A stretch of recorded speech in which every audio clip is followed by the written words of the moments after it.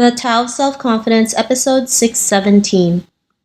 Welcome to the Tao of Self-Confidence, where I share stories of amazing women who have discovered their inner journey to self-confidence. Visit our website at thetaoofselfconfidence.com. Your inner journey to self-confidence awaits.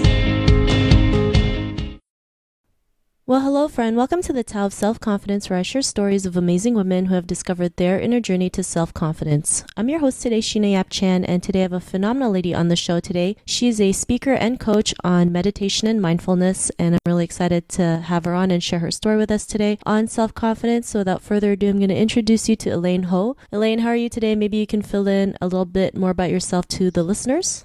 Hi, Sheena. Good morning. I'm well.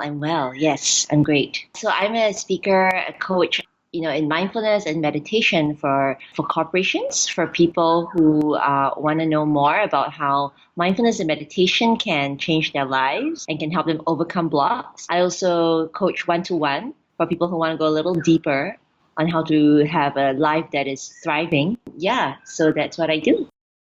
Thanks for sharing that. And Elaine, what's your cultural background? My cultural background, I am from Singapore. I'm Singaporean. My grandmother was actually from China and great-grandmother from Vietnam. So really, I'm considered Chinese Singaporean. Thanks for sharing that. And what would be your favorite self-confidence quote? For me, there's a quote that says, "Without courage, we cannot practice other values." So for me, courage is really the main foundation from which we can do anything else that we want to do, including feeling self-confident, including compassion, including everything that we want to practice. We can't do it without courage. Thanks for sharing that. And I truly believe confidence, courage is part of confidence. We need to have that courage to go out there and do what we want. And, they go hand in hand. So I think it's really important that we go out there and, face our fears, do what we love, to show others what's possible. So thanks for sharing that great quote. And in your own words, how do you define self-confidence? To me, self-confidence is an inner authority, having that inner authority, that inner self-knowledge, rather than an inner apology or self-doubt. And it comes really from the inside.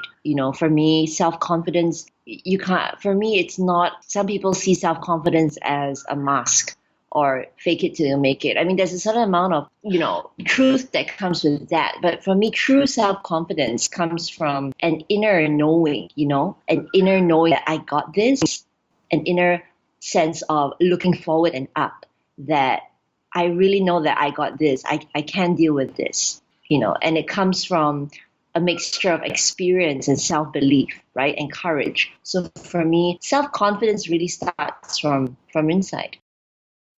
Thanks for sharing that great definition. And Elaine, what was your life like before your discovery of self-confidence?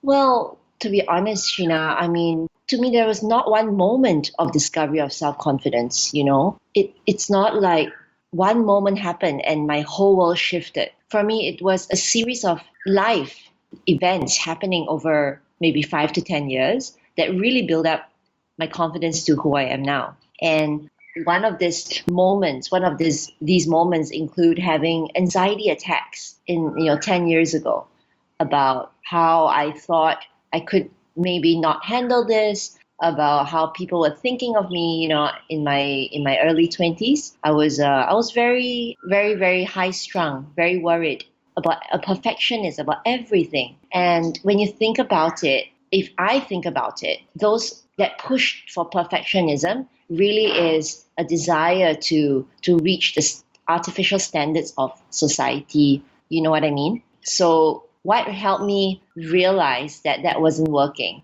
was I really sat down and thought, the turning point, one of the turning points was, I think I had my third anxiety attack. And I was like, this really isn't working. So what can I do? And I think one big thing for me was the self-responsibility. I started to really sit up and take responsibility. And I started really meditating every day. And then I started exercise. I started jogging, meditation, jogging, and yoga, like a lot.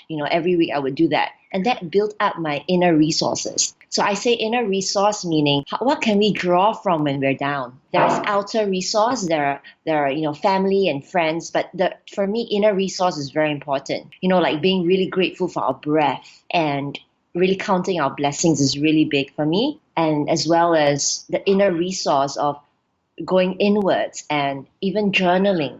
All these are resources, and all this slowly helped build up my inner authority, my inner courage, clarifying myself with quality questions. So I would say everything led up to the self-confidence that I carry today from the inside. And for me, it's not a quick fix or pretending fake it till I make it. Although that, like I said, could work for some people. But for me, it really had to come from inside, the inner resources that I built up through all my practices and all my really looking inwards and asking myself, what do I want from life? How much do I really believe in myself? And then, navigating the stormy seas, and then even navigating the joyful times from that place of self-confidence. Thanks for sharing that. And I love how you mentioned, using your inner resources, because a lot of people don't realize like they have to work inwards so that it would come out, right? Work from the inner to show, what you want to attract in your life, right? When we start asking ourselves, what are some of our inner resources that we can use to build up our confidence? Like you mentioned, it could be jogging, it could be reading a self-help book, it could be just, staying silent for 5 minutes, whatever it is. The best thing about building your confidence is you do what's right for you versus like thinking this is the only way. And, because you were able to do that, what's your life been like now? Well, that was like the beginning for me. The self-confidence and courage only increased as toward the last 3 years, I really started just doing. So the act of going up and speaking in front of a crowd, for example, the act of creating content, the act of imagining myself up there, the act of coaching and helping others overcome their confidence blocks, overcome their anxiety, overcome their stuckness. The act of doing is a declaration to ourselves that we got this. It's a declaration, all this that I'm doing is a declaration to myself that I'm moving the direction that I want to. So the confidence is about taking that next step and that next step and that next step. You know what I mean? The baby steps. And not only am I declaring to myself that I can do it, that I got this, but it's in a way a declaration to the world that we got this. That's basically what I feel how I feel we can build our confidence every day, a little bit at a time, baby steps. If 10 years ago it was jogging, taking that step, literally, physically taking that embodied step forward, for me, 10 months ago, it's about getting up in front of that crowd and putting it out there, with strong back, long spine, open chest, and just speaking my truth. So I think wherever we are, self-confidence can be built up, baby steps. That's really what I'm trying to say. That it really takes time, but it start wherever you're at, and then it really beautifully builds up. Just really acknowledge where you're at and start from there. And for me, every day is a different situation. Like there are some days I'm like really raring to go, right? I mean, we're all human. So there's some days I'm like 100% top of my game. I'm creating the content that I know I need to create. There are other days when I'm like, what's next? I got to sit down. I got to review what's my next step.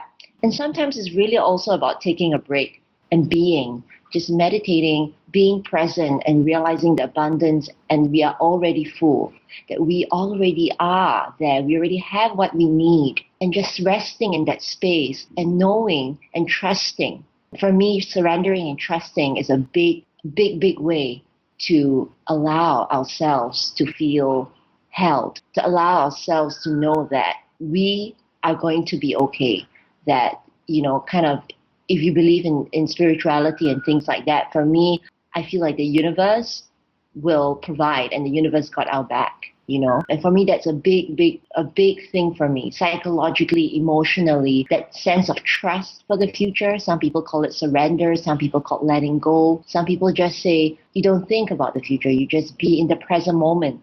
whatever the language is a certain measure of lack of control. I don't have to control the outcome, Does that make sense? I'm just really trusting that it will turn out okay. I do my part, I do my best, and I just let go. So that is a big, big thing for me.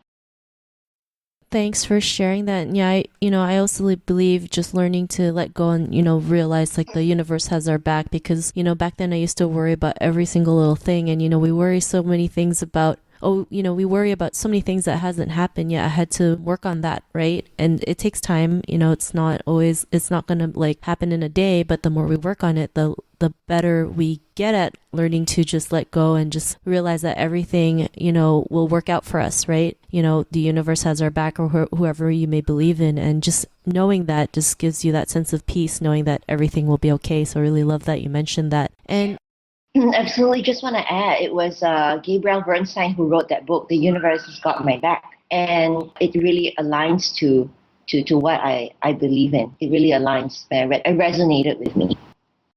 Awesome. Well, thanks for sharing that. And if our listeners wanted to get to know a little bit more about you and what you do or check out some of your work, is there any links or social media profiles we can connect with?